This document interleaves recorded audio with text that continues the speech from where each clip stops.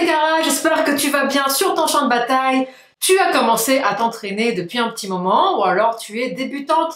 Tu t'entraînes déjà avec un entraînement et en musculation et en cardio training et tu es bien curieuse de savoir, de connaître les 3 secrets que je vais partager aujourd'hui avec toi pour être canon. Spécial entraînement, attention, on va parler entraînement. Cette vidéo est pour toi, générique.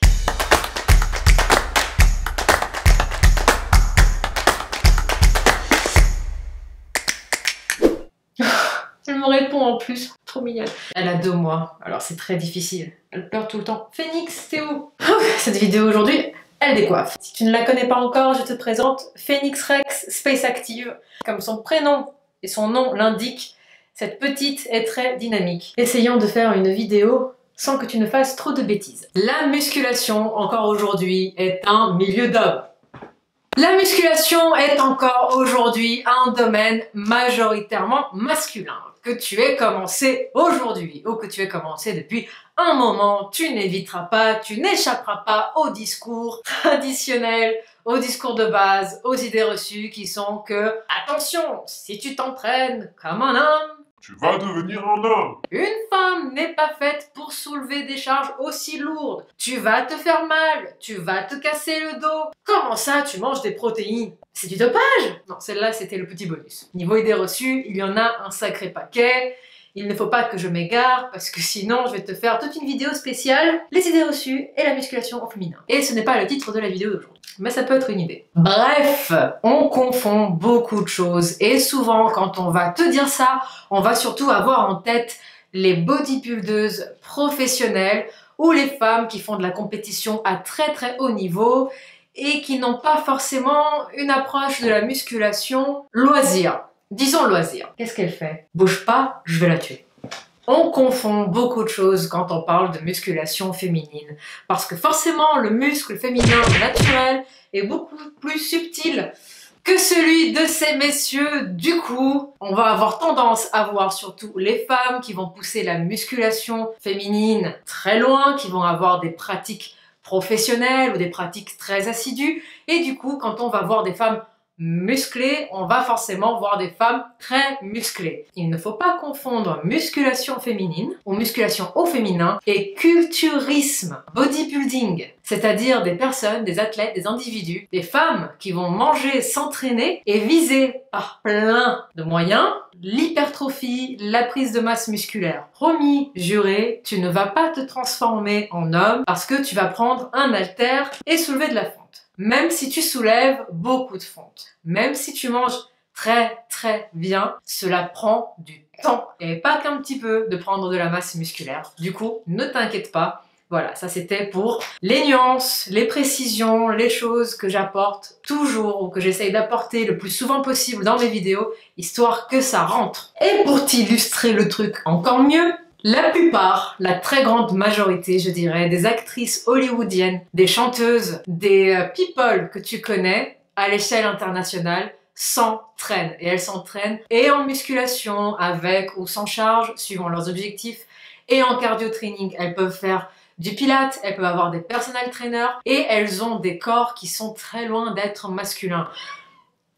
Oui, mon amour. L'exemple le plus parlant, ça reste quand même J-Lo. Ça fait 20 ans qu'elle s'entraîne et J-Lo, on peut dire tout ce qu'on veut, elle ne ressemble vraiment pas à un homme et je peux te garantir qu'elle s'arrache à l'entraînement et qu'elle s'entraîne avec des charges. Elles ne le disent pas forcément, elles ne l'affichent pas forcément parce que il y a aussi des idées reçues sur tout ça, sur la musculation, sur le corps féminin, des a priori. Néanmoins, je peux t'assurer, la musculation n'a jamais transformé personne en homme. Jamais. Bref, passons aux secrets qui font toute la différence. Et là, on va attaquer le vif du sujet. Secret numéro 1. Toute bikini qui se respecte, toute culturiste, tout culturiste au sens large, et donc pas que les femmes, les filles de ma catégorie qui montent sur scène en bikini à paillettes pour faire des jolies poses, connaissent l'importance, oh la grande importance d'avoir une bonne posture à l'entraînement. Tu vas comprendre très vite pourquoi ça fait toute la différence. Grâce à une bonne posture, déjà tu vas avoir un meilleur recrutement musculaire, ce qui est quand même l'objectif. Ensuite, tu vas avoir moins de risques de blessures, ce qui va limiter, ce qui va normalement te permettre de corriger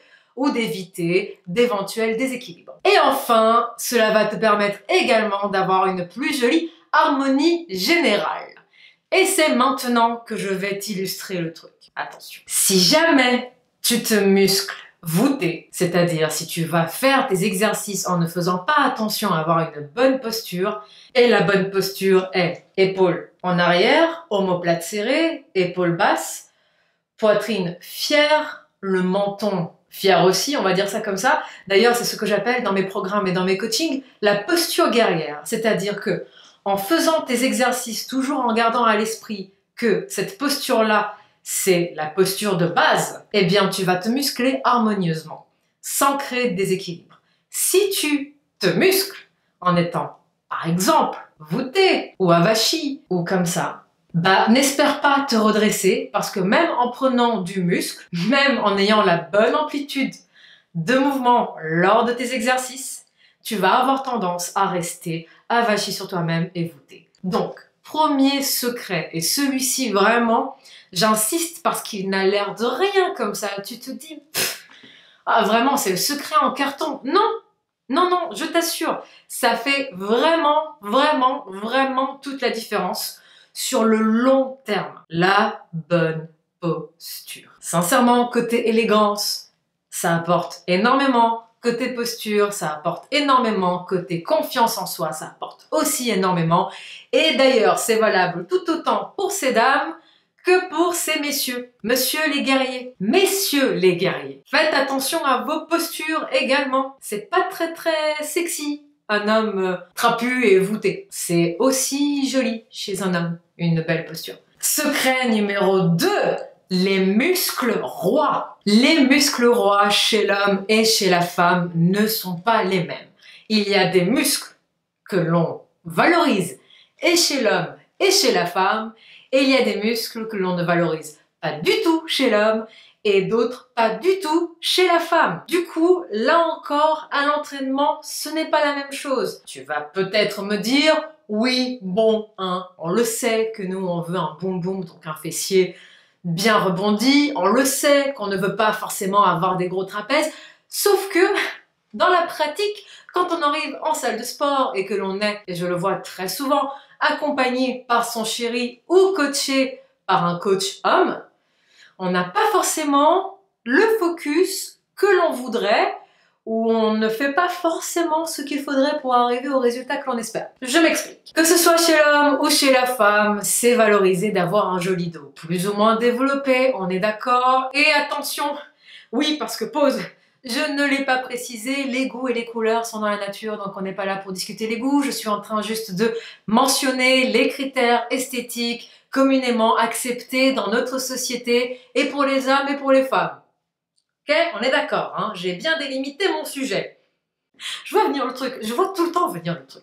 Parce que même quand je précise tout, il y a toujours quelqu'un qui va venir juste me sortir le petit truc de son contexte et me dire « mais moi c'est différent ». Non, tu n'as pas écouté, tu n'as pas fait attention à toute la vidéo, tu as juste pris ce qui t'arrangeait et quoi qu'il arrive, c'est inévitable. Bref, passons. J'ai bien délimité mon sujet. Chez les hommes, on va valoriser les trapèzes, le cou. Avoir des trapèzes développés, un cou développé. On va valoriser également les pectoraux, je ne t'apprends rien, ainsi que les abdominaux assez épais, c'est-à-dire des abdominaux qui vont être volumineux. Chez la femme, les muscles rois seront les épaules qui vont venir définir le bras. Ce sera également le dos dans une certaine mesure, le boum boum, donc le fessier, et on va avoir plutôt une visée, dans la très grande majorité des cas, d'un ventre plat. Donc d'abdominaux dessinés en finesse et pas en épaisseur. Moi par exemple, qui ai les trapèzes qui se surdéveloppent à une vitesse hallucinante, qui ai dû passer 2 ans à faire attention à mes exécutions de mouvements pour essayer de perdre du muscle au niveau des trapèzes, tu me perturbes beaucoup. Je disais donc que à moins de ne développer ou alors de ne pas faire attention au développement de certains muscles qui sont traditionnellement considérés comme des attributs masculins, tu n'as aucune chance de te masculiniser. Fais gaffe, je te vois. Ce qui m'emmène au secret numéro 3. l'entraînement en lui-même et la façon dont il est construit. Alors, que l'on soit un homme ou une femme, nos corps fonctionnent globalement de la même façon. On n'est pas des extraterrestres de deux espèces différentes. Du coup, un entraînement qui est bien construit et qui travaille harmonieusement tout le corps va apporter des bénéfices et à ces messieurs et à ces dames, et à ces guerriers et à ces guerrières. D'ailleurs, Guigui et moi, Guillaume et moi, avons un entraînement qui est extrêmement similaire. Hors saison de compétition, on s'entraîne ensemble. On va cependant cibler certains muscles et certaines parties du corps quand on est en préparation à la compétition. Un entraînement qui est bien construit et qui travaille harmonieusement tout le corps est bénéfique et aux hommes et aux femmes. D'ailleurs, c'est le conseil que je donne le plus souvent quand il s'agit d'entraînement. Quand on est une femme, on doit entraîner tout son corps et pas uniquement les petits endroits, les petits focus que l'on voudrait avoir. Pourquoi? Parce que quand on se focalise uniquement sur des muscles, sur des groupes musculaires que l'on voudrait optimiser, que l'on voudrait améliorer, eh bien, on risque de créer des déséquilibres. Et déséquilibre au niveau du corps égale risque de blessure. Et risque de blessure égale morale à zéro. Et morale à zéro égale potentiellement l'abandon de ce que l'on vient d'entreprendre. Donc, on entraîne tout son corps, on fortifie tout son corps. Oui, on va essayer de te vendre qu'en faisant les pectoraux, tu vas prendre de la poitrine. Oui, on va essayer de te vendre que en faisant, je ne sais pas moi, des exercices pour les bras, tu vas perdre le gras en dessous des bras. On va essayer de te convaincre d'entraîner tout ton corps en ne te disant pas forcément la vérité. Et la vérité est qu'un corps fort et en bonne santé va t'emmener sur le chemin de ce que tu souhaites à terme. Que tu veuilles perdre des bras, que tu veuilles perdre du ventre, que tu veuilles perdre des cuisses, en créant du muscle, en mangeant sainement et en se faisant plaisir, en avançant, en entraînant tout son corps, en faisant vraiment les choses pour prendre en force, pour prendre en muscle, pour prendre en vitesse, en rapidité, en équilibre, en souplesse, en tout. On devient plus forte physiquement, on a des corps qui s'affûtent et on tend vers nos objectifs. Et ça, c'est vraiment et un secret et pas du tout un secret.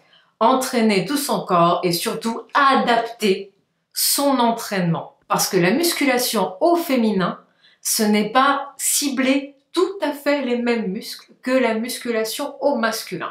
Bien que dans les deux cas, et je le redis, il faut vraiment entraîner tout le corps et ensuite s'intéresser aux petits focus, histoire d'optimiser ou d'améliorer certaines caractéristiques que l'on voudrait. En gros, si je veux t'expliquer le truc encore plus rentre dedans et histoire que tu comprennes bien, même pour travailler ton boum boum, donc ton fessier, et avoir un beau gros boum boum bien ferme, ou petit d'ailleurs, un petit et ferme, c'est très bien aussi.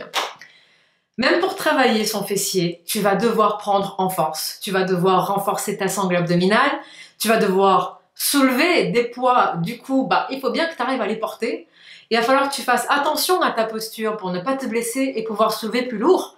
Du coup, oui, tu as besoin d'un corps qui répond. Oui, tu as besoin d'un corps qui va être musclé harmonieusement et qui va être fort. Et je vais le préciser parce que je sais qu'il y a plein de définitions de la féminité. La mienne passe également par la santé que dégage un corps qui est fort et en pleine capacité, en pleine possession de toutes ses fonctions. Voilà, je pense que là c'est bien dit. Un corps en pleine possession de toutes ses fonctions, qui te permet de te lever, de marcher, de courir, de sauter, de voler, de soulever, de vivre et de te sentir bien en toi-même. Je ne sais pas si c'est très clair. Si jamais ça l'est, laisse-le moi en commentaire. Si ça ne l'est pas, laisse-le moi en commentaire aussi. Parce que parfois j'essaie d'expliquer comment je vois les choses et ça ne sort pas toujours de la meilleure façon. Non. On revient à nos moutons ou à nos petits chats. On revient à nos petits chats. On se focalise sur les groupes et sur les muscles que l'on veut travailler, bien que l'on travaille tout son corps. Donc non, on ne pique pas l'entraînement de son chéri. Parce que celle-là, je la vois souvent. Souvent, les entraînements des chéris sont axés sur le haut du corps. Il est rare de voir un entraînement d'un chéri qui cible au moins 2 fois dans la semaine, de 2 à 3 fois dans la semaine, les jambes. Donc du coup, non, on ne pique pas l'entraînement de son chéri, sauf s'il est très bien construit, ce qui peut arriver. Non, on ne fait pas que des abdos fessiers. Ou alors, si on en fait, il faut être consciente qu'au bout d'un moment, on arrive à une impasse et que pour dépasser cette impasse-là, il faut passer à l'entraînement avec des charges et entraîner tout son corps pour pouvoir optimiser l'entraînement de ses abdominaux et de son fessier. Oui, parce que le corps est composé de plein de chaînes musculaires et qu'elles sont toutes imbriquées les unes dans les autres. Donc si tu t'entraînes au poids de corps en ciblant, au poids de corps avec des charges même, hein, en ne ciblant que certains groupes musculaires, ne t'étonne pas le jour où tu arriveras à un plateau. Parce que tu n'as pas entraîné les autres, tout simplement. Et oui, on cherche un plan d'entraînement qui travaille harmonieusement tout son corps. Et une fois que l'on a atteint un niveau, admettons, intermédiaire, et que tout le corps est musclé harmonieusement et que le corps est bien fonctionnel, on passe au focus sur les parties du corps, sur certains déséquilibres, sur certaines choses que l'on veut améliorer. Alors, je ne sais pas si on l'entend, mais ça ronronne sec. La demoiselle veut dormir. Du coup, cela sonne la fin de cette vidéo. Je vais finir par la conclusion suivante. À mon sens, être canon, c'est avant tout se sentir canon et se sentir bien avec soi-même. Et les 3 petits secrets que j'ai partagés avec toi, même s'ils n'ont l'air de rien, t'emmèneront dans ta pratique en musculation au féminin vers ce sentiment, vers le fait de te sentir canon, de te sentir forte, de te sentir en pleine possession de ton corps, de commencer à vivre dans ton corps plutôt que subir ton corps, si tu vois ce que je veux dire. Commencer à te sentir forte, en pleine possession de tes moyens, commencer à travailler avec ton corps au lieu de lutter contre lui, commencer à te sentir entière en fait, et commencer à tendre vers un physique qui te plaît à toi, pas forcément aux autres. Les goûts et les couleurs, comme je l'ai dit un petit peu plus tôt, vraiment ça ne se discute pas. Et oui, on peut s'entraîner en musculation et développer, si on en a envie, alors que l'on est une femme, des muscles rois chez les hommes, pourquoi pas? Pourquoi pas? Tant qu'on se sent canon, voilà. Le plus important, c'est de se sentir canon. Pour être canon, il faut se sentir canon. Et je pense que ce sera la fin et la conclusion de cette vidéo. Si tu es d'accord avec moi, ou si tu as juste envie de partager avec moi ce que tu en penses, n'hésite pas à le faire en commentaire.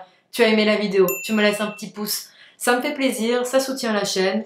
Ça fait un petit câlin à Phoenix et c'est gratuit. Si tu n'es pas encore abonné, tu n'oublies pas d'appuyer sur la petite, tu vois, petit truc s'abonner et sur la clochette. Et moi, je te dis à la prochaine pour une autre vidéo. Ciao, ciao.